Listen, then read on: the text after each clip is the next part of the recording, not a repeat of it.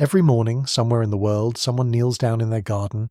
They see a low-growing plant spreading across the soil, small leaves, kidney-shaped, dense and green and stubborn. They grab it by the stem. They pull it out. They throw it in a bag without a second thought. They just remove something worth more than anything on their bathroom shelf. The global skincare market generates $189 billion every single year. $189 billion spent by people trying to solve one problem. Skin that used to be firm, used to bounce back, used to hold its shape across decades, and slowly, quietly, stopped doing all of that. Walk into any pharmacy today. The shelves overflow with answers. Retinol serums, collagen creams, elastin boosters, peptide complexes with names that sound like pharmaceutical breakthroughs. Each product promises the same thing. Give us $30 a month. Give us $60. Give us $180, and we'll give you your skin back. Most people never question whether any of it actually works. Here is what they never tell you. Your skin already knows how to produce collagen. Right now. Today. The cellular machinery is there. The fibroblasts are there. The biological process that builds firm, elastic, structured skin is already inside you. You're not missing ingredients. You are missing a signal. A specific molecular instruction that tells your cells to wake up and start working again. That signal does not come in a serum. It comes from a plant that most Western gardeners pull out of the ground every summer. Its name is Centella asiatica. You may know it as gotu kola. In Sri Lanka, families have eaten its leaves for generations, not occasionally, daily. There is a proverb passed between grandmothers and grandchildren for centuries. 2 leaves a day keeps old age away. They were not speaking metaphorically. They were describing something they had watched work across lifetimes. In India, it appears in Ayurvedic texts that are 3,000 years old. In China, it was recorded among the miracle elixirs of life over 2,000 years ago. Traditional healers called it tiger grass because wounded tigers were observed rolling in patches of it to accelerate their own healing. 500 million people across Asia know this plant by name. In most Western backyards, it gets pulled out with the rest of the weeds. And while it gets thrown away, the skincare industry keeps growing. 9.2% compound annual growth rate. More products every year. More promises every year. More monthly charges to the same credit card. The supply chain stretches from cattle hides in Brazil to fish scales in Vietnam to chicken cartilage in processing facilities across Asia. Every step adds cost. Every step adds margin. Every step moves further from the simple biological truth that your skin was never waiting for processed animal parts in a capsule. It was waiting for a signal.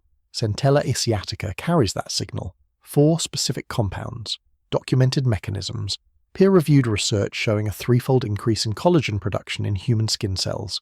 Not from outside the skin, from inside it. At the end of this video, you will know exactly what those compounds are, how they work at a cellular level, why this plant disappeared from Western awareness for a century, and how to grow an unlimited supply yourself for essentially nothing. But first, go look at your garden. There is a chance it is already there, spreading quietly across your soil, waiting to be recognized instead of removed. Picture a cell, not a diagram from a textbook, a real cell, sitting in the dermis layer of your skin right now, a fibroblast. Its entire job is building collagen, type 1 and type 3, the structural proteins that keep your face from losing its argument with gravity. When you're young, that cell works constantly. It never stops. It never needs instructions. Then your mid-20s arrive. The cell slows down. Nobody told it to. It just does. Every year after that, collagen output drops a little more. Meanwhile, enzymes called matrix metalloproteinases accelerate. They break down the collagen you still have. UV exposure feeds them. Inflammation feeds them. Time feeds them. Production slows. Destruction speeds up. That is the entire story of aging skin. 2 biological failures happening simultaneously, every single day. Now picture those same fibroblasts after exposure to Centella asiatica extract. The plant contains 4 triterpenoids, asiaticoside, madecassoside, asiatic acid, madecassic acid. These molecules reach your fibroblasts and trigger a signaling cascade called the TGF-beta SMAD pathway. The cells shift into high gear. Collagen production increases 3-fold.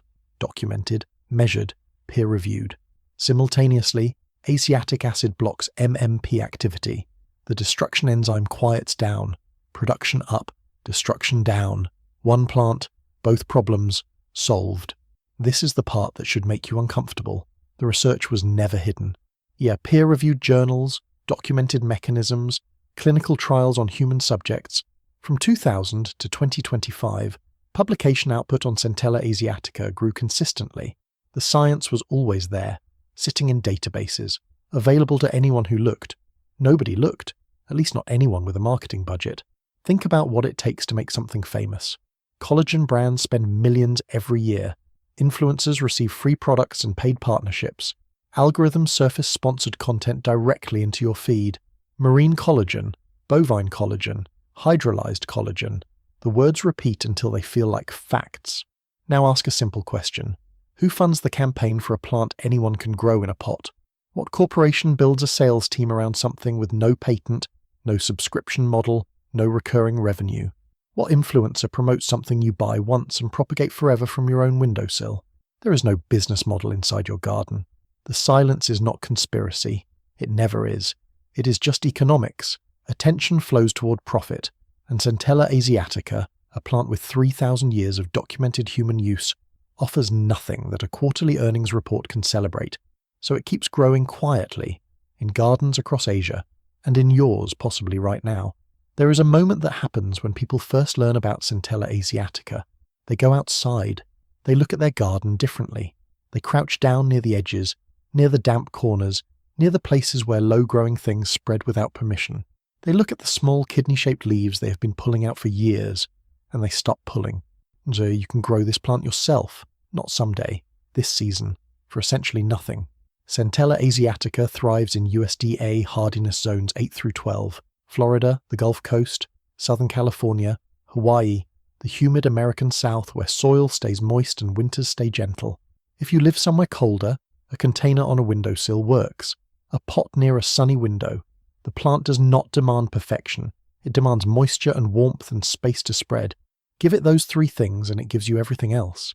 It loves boggy soil, partial shade to full sun, the corners of your garden that nothing else wants, the edges near downspouts, the shaded strip along a fence that stays damp after rain. Those neglected spaces that feel like problems are exactly where Centella asiatica feels most at home. Propagation is almost embarrassingly easy. Like strawberries, the plant roots at every node along its runners. Every place the stem touches moist soil becomes a new plant. Dig up a rooted section, drop it in a pot, water it. Done. One original plant becomes 10, 10 becomes 50, 50 becomes a permanent self-sustaining supply that costs nothing to maintain and nothing to replace. No subscription, no supply chain, no corporation standing between you and what your skin needs. The leaves are edible, mildly bitter, a slight sweetness underneath. Some describe hints of parsley. In Sri Lanka they mix fresh leaves with coconut and spices. In Vietnam they appear in summer rolls. In Indonesia they are blended into drinks consumed daily without ceremony, without drama, without a single thought about the 3,000-year tradition behind the habit. You can eat 2 to 3 leaves raw every day. That is a traditional dose. You can steep 1 to 2 teaspoons of dried leaves in hot water for 10 minutes and drink 3 cups daily. You can dry the leaves, powder them, and encapsulate them yourself. Clinical studies use between 60 and 450 milligrams of extract daily. Consistency matters more than quantity. This is not a supplement you take once and evaluate. It is something you build into routine the way 500 million people across Asia already have. 2 cautions worth knowing. Avoid during pregnancy. If using long-term, cycle off periodically. The plant is metabolized by the liver. Moderation is always the right approach with anything this active. Now step back and see the full picture. On one side, $189 billion spent annually on products your body dismantles before they reach their destination. Monthly charges, recurring subscriptions, supply chains crossing oceans, marketing budgets larger than the research budget studying whether any of it actually works. On the other side, a plant. Small leaves, kidney-shaped, spreading quietly across humid soil, containing the exact molecular signal your fibroblasts have been waiting for, telling your cells to build what you have been paying an industry to replace, protecting what already exists while stimulating what has slowed down, doing both things simultaneously, for free, in your garden, right now. The research is published, the mechanism is proven, the plant is available. You know now what to stop pulling out of the ground. The only question left is whether you will act on what you know.